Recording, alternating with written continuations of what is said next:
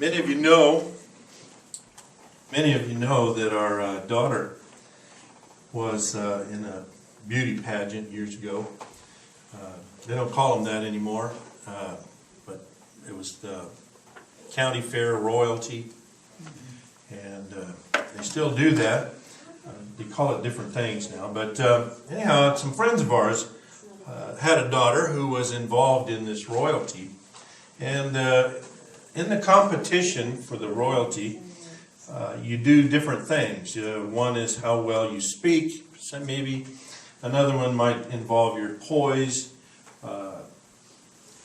They might put on a fancy dress and have you walk around, and they judge you on that.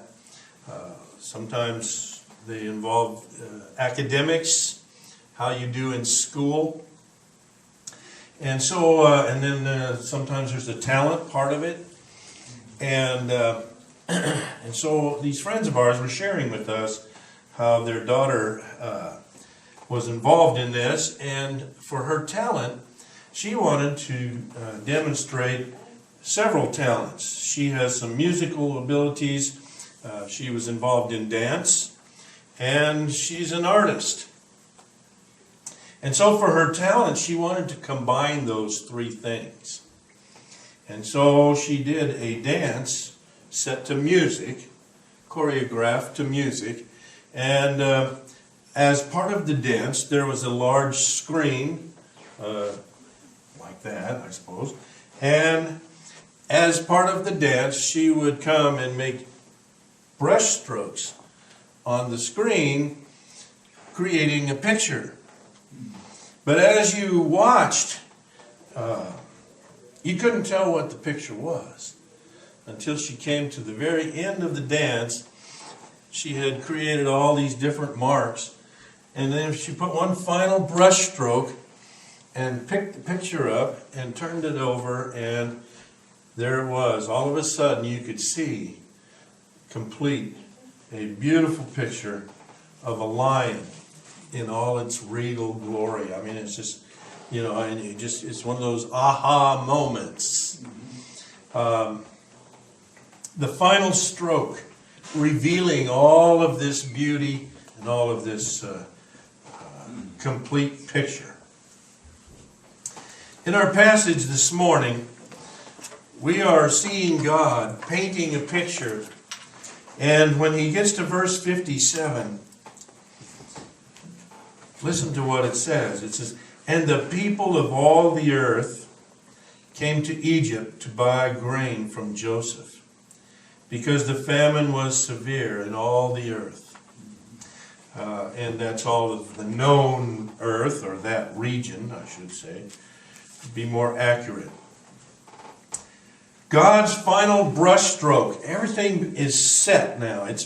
You can see what's happened here. And in the next chapter, we're going to see how God has put all of this together to save his nation Israel. But I get ahead of myself. Let's go back to the beginning of our passage. Verse 46. Now Joseph was about 30 years old when he stood before Pharaoh, king of Egypt. And he went out from the presence of Pharaoh, and he traveled all over Egypt. And remember, he has now the signet ring of the king. He's wearing the robes of the king. Men go running before him, yelling, "Bow the knee, bow the knee, make way for the vice regent of Egypt." Joseph has had quite a remarkable change in his life. All this week, what have we talked about in the news? Lottery, lottery, lottery. And 3 people have won this biggest lottery ever. Well, picture Joseph in his time. A foreigner, a slave in prison, and now he's been raised up to the second highest position of power and authority in the world. the known world. It's all in his power. And with that comes the wealth and the lifestyle that he has from living in the palace now. I would say that Joseph won the lottery in his life, in his time. And probably the biggest lottery ever. How many prisoners have been pulled out of jail, shaved and washed and brought before Pharaoh, and then made into, promoted to such a high place? I would say that he won the lottery of his time. One of the things as I was reading about this lottery winners, all the sad stories of people who have won the lottery but lost their life, in a sense.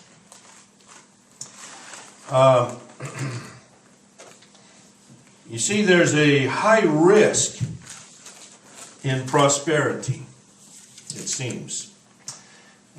One man has said it this way: life at the top is often dangerous for the believer. R. Kent Hughes observes this fact in the life of Joseph.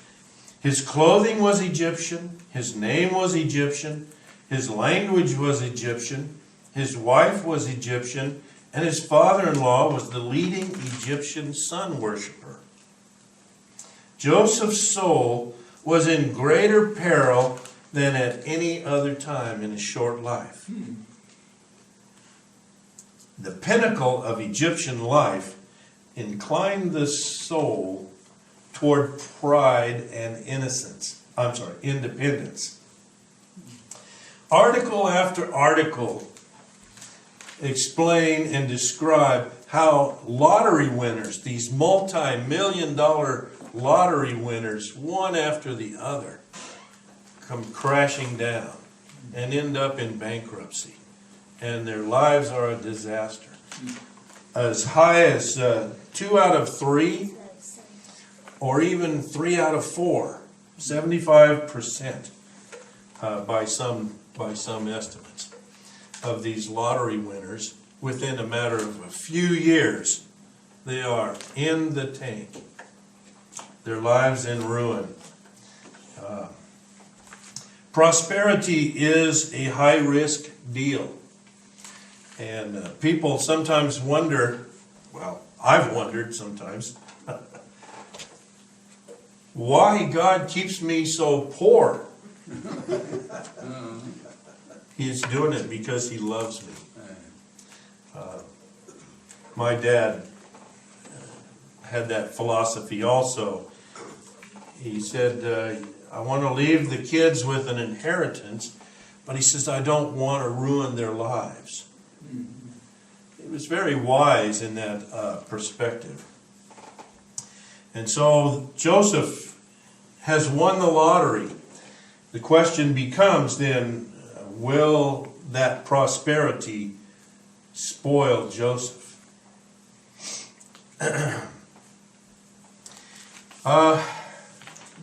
The next thing we look at is that Joseph doesn't seem to go down that road. Joseph gets right to work. He doesn't just kick back, but he gets right to work, and he starts out by going out, checking out all the fields, all the cities, checking everything out, getting ready to let them know that in the next few years, the taxes are going up. The Pharaoh is going to take 20% of your crop. That's a double tithe. Okay? And we're going to store it. And people probably chafed at that a little bit.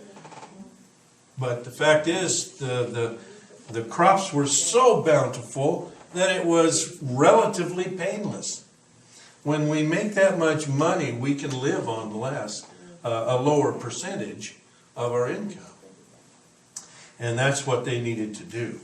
And Joseph was diligent in appointing the people, building the storage places, filling them up, and keeping the records and so forth. And so we see that the first few verses involve the fulfillment of the plentiful years. Now there's sort of a parenthesis in the middle here that talks about Joseph, the family of Joseph, verses 50 to 52.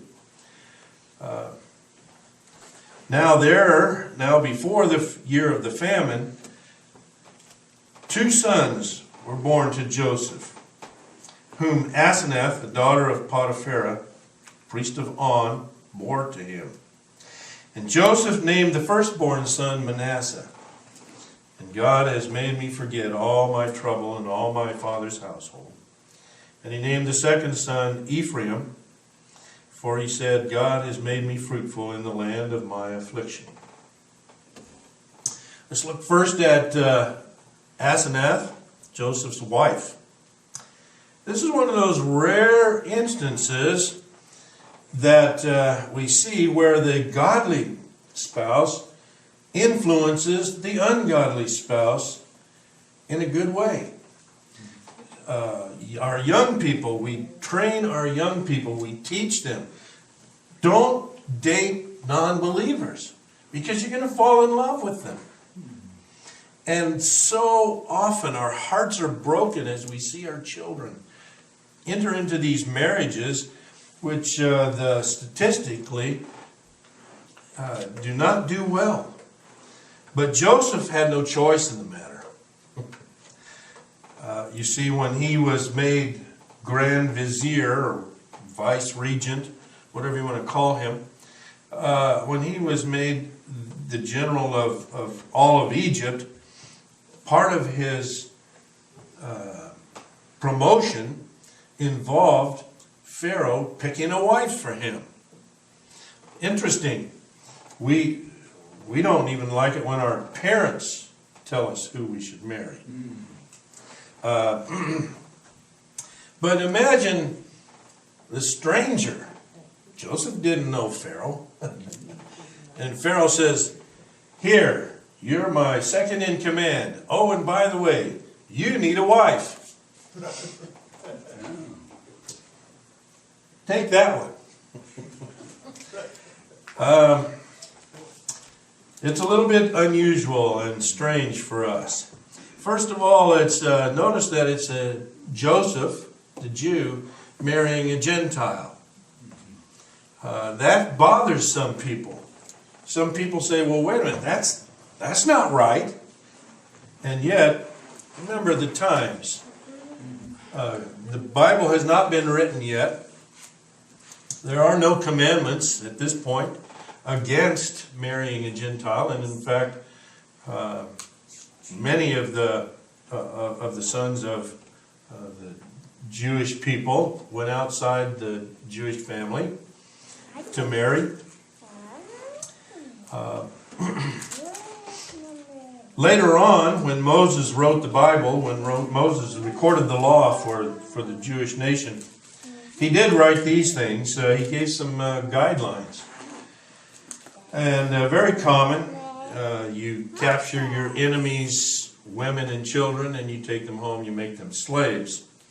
Sometimes, as recorded in Deuteronomy 21, when you go out to battle against your enemies and the Lord your God delivers them into your hands, and you take them away captive, and see among the captives a woman, and have a desire for her, and would take her as a wife for yourself, then you shall bring her home to your house, and she shall shave her head and trim her nails.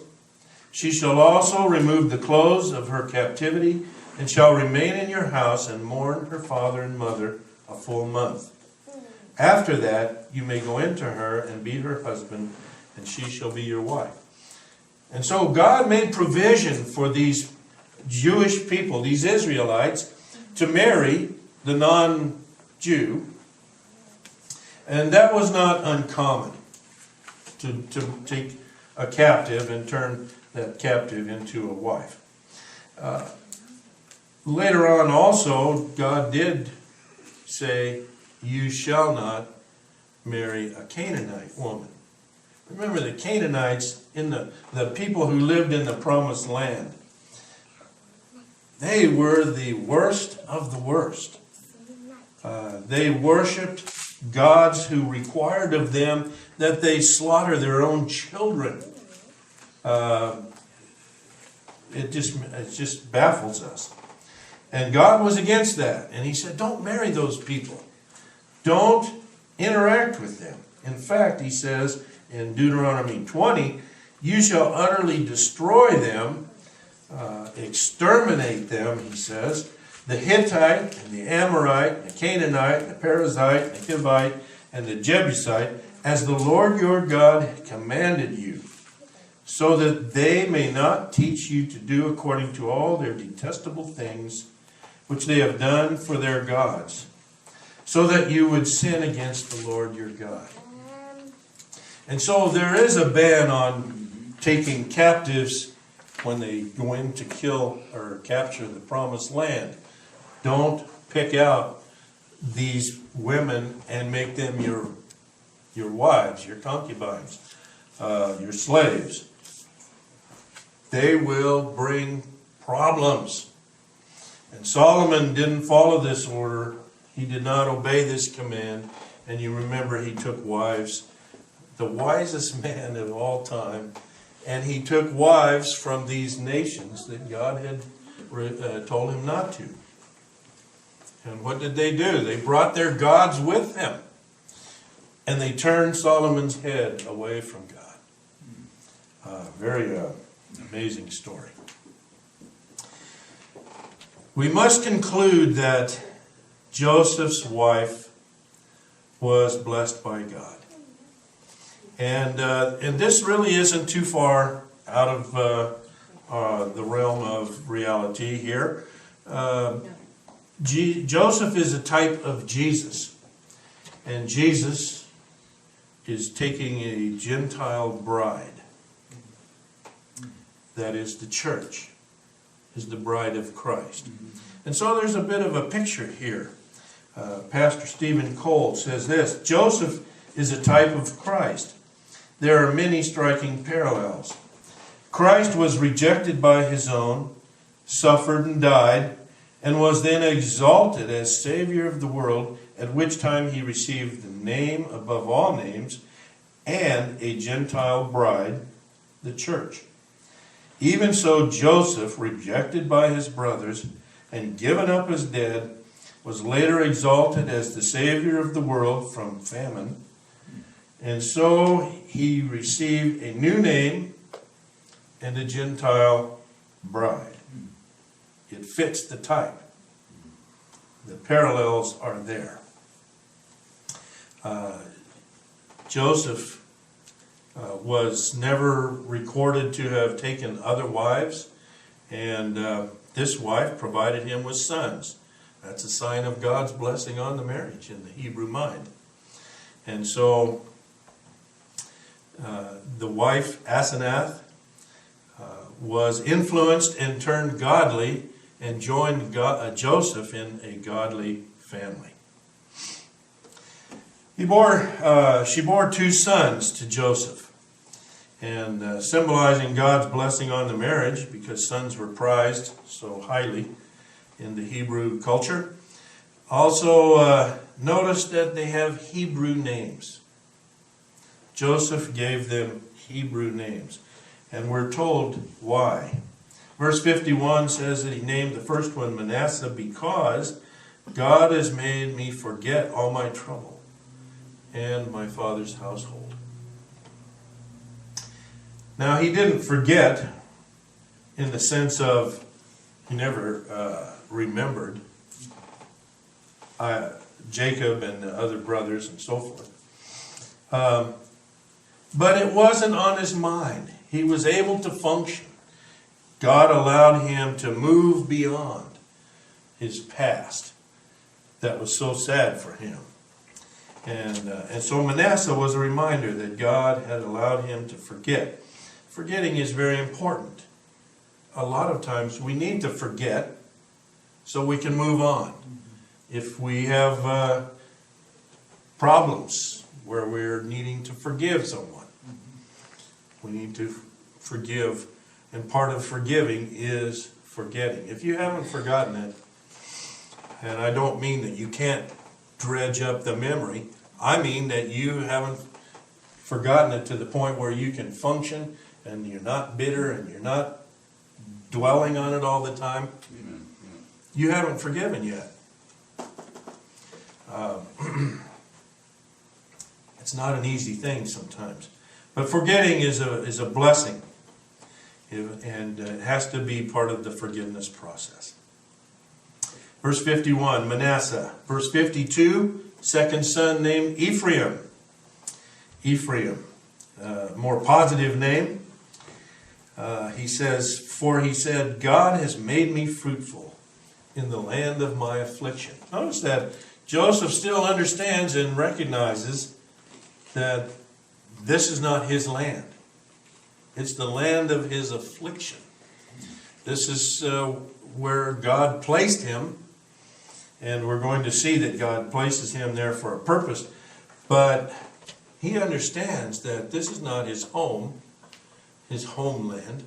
And it is a land of his affliction. Remember, he spent the last 13 years in prison. I'm sure his memories in Egypt are not all fond memories. And so he names his son Ephraim, fruitful. Comes from a word meaning fruitful. But not only that, the cool thing about it is, it ends in I am. Ephraim. That's a plural ending. It's called the plurality of majesty. And it multiplies the effect of the word. And so it's not just fruitful, but it's doubly fruitful. It's the double fruitfulness that he's talking about here every time he calls his son Ephraim. These two names signify Joseph's continued trust and faith in his God, Yahweh, the God who is his God. The family of Joseph, kind of in the middle of this passage, the family of Joseph, and then finally the famine in the world comes. The 7 years have come and gone. Joseph has stored up grain. They've had wealth untold for those 7 years. And Joseph shows his trust and his faithfulness in God. And he does his job. He does his job. Famine finally shows up. Verse 53. When the 7 years of plenty, which had been in the land of Egypt, came to an end, and the 7 years of famine began to come, just as Joseph had said, then the famine spread throughout the lands. First of all, it's predicted. It's as predicted in Egypt. The whole region is affected. It says the whole face of the earth. All the known world was kind of in the same famine, having a time when the Nile wasn't getting enough water, and crops were diminishing, drying up, and food was becoming shortage, more and more in short supply. The psalmist wrote about this, though, talking about the famine and the man Joseph. In Psalm 105, we read these words. He called down famine on the land. He took away their food supply. He sent a man ahead of them, talking about the nation Israel. Joseph, he sent a man ahead of him. I can't say it right. He sent a man ahead of them, Joseph, sold as a slave. So his feet were weighed down with shackles, his neck was put in irons. In due time his prophecy was fulfilled. The word of Yahweh proved him true. The king sent orders to release him. The ruler of nations set him free. He put him in charge of his household, the ruler of all he possessed, to instruct his princes as he saw fit, to teach his counselors wisdom. Then Israel migrated to Egypt. Jacob settled in the country of Ham. Then Israel migrated to Egypt. That's next week. It's interesting as we look at this. The psalmist wasn't the only one who wrote about this. Turns out that archaeologists have discovered other writings. Let me read to you a writing found on an epigraph of another pharaoh. His name is Djoser. And it says this: "To let you know, I was in distress on the great throne, and those who are in the palace were in heart's affliction from a very great evil, since the Nile had not come in my time for a space of 7 years. Grain was scant, fruits were dried up, and everything that they eat was short. Every man robbed his companion. They moved without going ahead. The infant was wailing, the youth was waiting. The heart of the old man was in sorrow. Their legs were bent, crouching on the ground, their arms were folded. The couriers were in need. The temples were closed up. The sanctuaries held nothing but air. Everything was found empty." An Egyptian text describing similar situation. And so we have famine in the known world. And now we come to the final stroke of the brush. God has been preparing all of this, bringing all of this together. Okay? And you read the story of Joseph, and he has his dreams about the sun and the stars, and how the moon, the stars bowed to him. And he has another dream about the other things bowing to him, the sheaves in the field. And his brothers hate him. And they sell him to slave traders. He becomes a slave, and what happens? He's falsely accused of molesting the boss's wife and sent to prison. So many things going on here. And now we find God coming, making a final stroke of the brush here in verse 57. "And the people of all the earth came to Egypt to buy grain from Joseph, because the famine was severe." Notice what the next line is. It's not in our passage. Chapter 42 begins, "Now Jacob saw that there was grain in Egypt." I think we know what's going to happen here. God has done all of this stuff to prepare the world for the situation whereby Joseph would be the salvation for the nation Israel, all of his family. And not only that, but then they're going to be there for 400 years while the Canaanites continue on in their evil. And they become so evil that God then allows Israel to come back and destroy them. Some of you might be saying, well, that's the same thing he said last week and the week before. How come he keeps saying the same thing? In 2 Peter 1:12, we read these words. Peter's writing to the believers here. He says, "Therefore I will always be ready to remind you of these things, even though you already know them and have been established in truth, which is present with you." Why does he keep saying the same thing? Because he's the pastor, and that's his job. Over and over, I want to say to you that God is in control. And we must learn to live above our circumstances, like we talked about last week. Contempt for circumstances. I love that phrase. God is still in control. I visited a lady in the hospital this last week, and her question to me is, what is God trying to tell me? I'm not sure.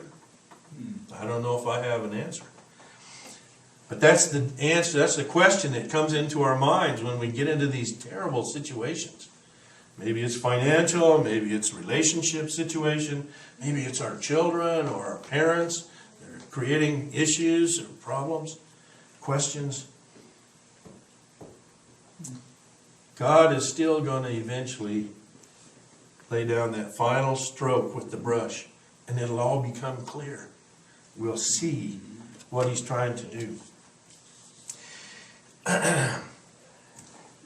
In each of our lives, there's a moment when that final stroke is in place. And just as Pharaoh said, go to Joseph and do what he says. Now, the Holy Spirit of God might be saying to us, go to Jesus. Because therein lies salvation. Therein lies deliverance. Amen. Eat from the bread of life and live forever. We're going to close this morning by singing hymn number 338.